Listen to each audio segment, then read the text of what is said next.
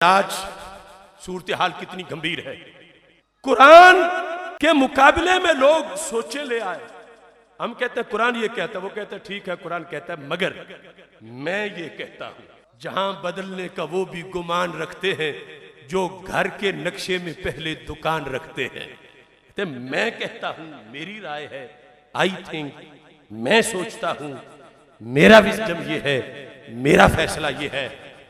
T V پہ بیٹھے وہ سکالر، بیرونی دنیا کے بھیجے ہوئے وہ ڈاکو، مختلف روپوں میں آنے والے ہرکارے، جو ماڈرن ازم کے نام پر قرآنی حقائق سے، قرآن و سنت سے لوگوں کو بہکا بہکا کے شکوک و شبہات ڈال کے پیچھے کرنا چاہتے ہیں، اور اپنے سائنٹیفک اور سائنس اور ٹیکنالوجی کی بنیادوں پر اپنی ریسرچیں پیش کر کے لوگوں کو پیچھے دھکیلنا چاہتے ہیں۔ قرآن کہتا ہے یہ روگ پرانا ہے امتوں میں کہ نبیوں کے علم کے مقابلے میں وہ اپنی تعویلیں پیش کرتے ہیں، تو ان لوگوں کا عذاب ان کے انتظار میں ہے۔ تو یاد رکھو اللہ نے اس بات کا علاج بھی قرآن میں لکھا ہے۔ سن لیں وہ لوگ، اگرچہ ہمیں بند کریں یا پابند کریں، لیکن ہم قرآن پڑھنے سے باز نہیں آئیں گے۔ قرآن نے اس ساری بیماری کا ذکر کیا ہوا ہے۔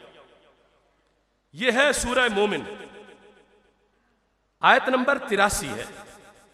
اللہ نے اس قرآن میں پہلی امتوں کا ذکر کیا۔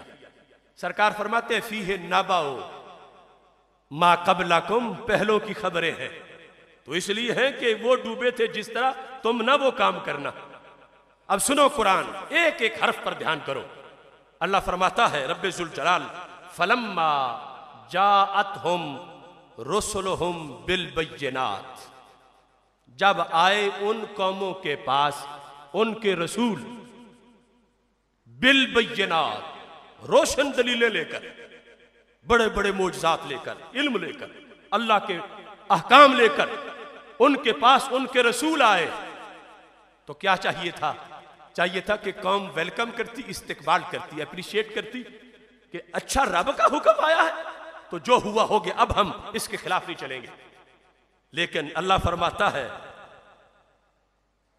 یہ روگ ہے پرانا، شیطان کا بیج بویا ہوا، کہ کچھ لوگوں کو اپنی عقل پہ بڑی گھمنڈ ہوتی ہے، کچھ کو اپنی معلومات پہ بڑا فخر ہوتا۔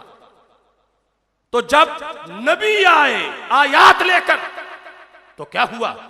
اللہ فرماتا ہے فارحو بما عندہم من العلم، نبیوں کے مقابلے میں اپنے علم کو ترجیح دینے لگے۔ فارحو، خوش ہوئے، بما، اس کے ساتھ، عندہم، جو ان کے پاس تھا، کیا؟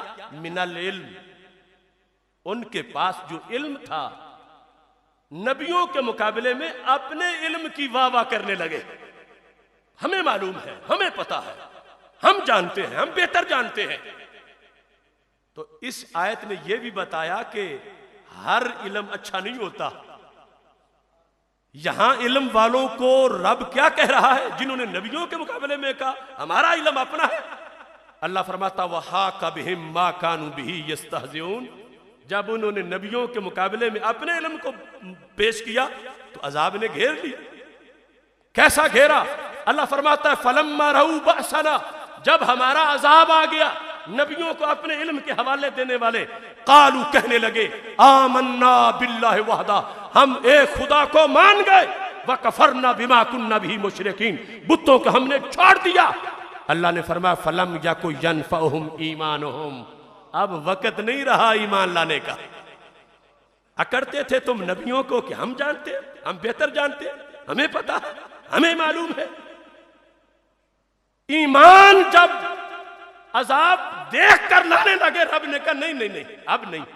فلم یک ینفعہم ایمانہم، ہر چیز کا وقت ہوتا ہے، ایمان کا بھی وقت ہے۔ عذاب دیکھ کے پھر کہیں ایمان لے آئے؟ اللہ فرماتا ہے فلم یک ینفعہم ایمانہم لما رأوا بأسنا، جب ہمارا عذاب انہوں نے دیکھ لیا تو ان کو ایمان فائدہ نہ دے سکا۔ سنت اللہ التی قد خلت فی عبادی، اللہ کا یہ قانون ہے بندوں میں چلتا آ رہا ہے۔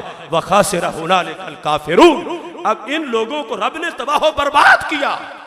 کس بیس پہ؟ علم پہ، کہ یہ علم لے کر نبیوں کے سامنے اکڑتے تھے، یہ اپنے علم پر ناز کرتے تھے، فارغ ہو خوش تھے. ہم جانتے ہیں یہ فتنہ آج بن دیکھے بن سوچے قوم میں سرایت کر رہا ہے. جس کا نالج، جس کی معلومات اتنی پور ہیں، دینی علوم کے لحاظ سے حروف تہجی بھی نہیں جانتا، لیکن وہ کہتا ہے میرے مائنڈ میں یہ ہے، میرا وجدان یہ ہے، میں یہ کہتا ہوں. قرآن کہتا ہے تیری حیثیت کیا ہے؟ یہ پرانی بیماری ہے لوگوں کی کہ رسولوں کے علم کے مقابلے میں اپنے معلومات پیش کرے، اپنی سوچ پیش کرے، اپنے تجربات پیش کرے. فرمایا عذاب سے نہیں بچیں گے. انسان کا مطلب کیا؟ لا الہ الا اللہ.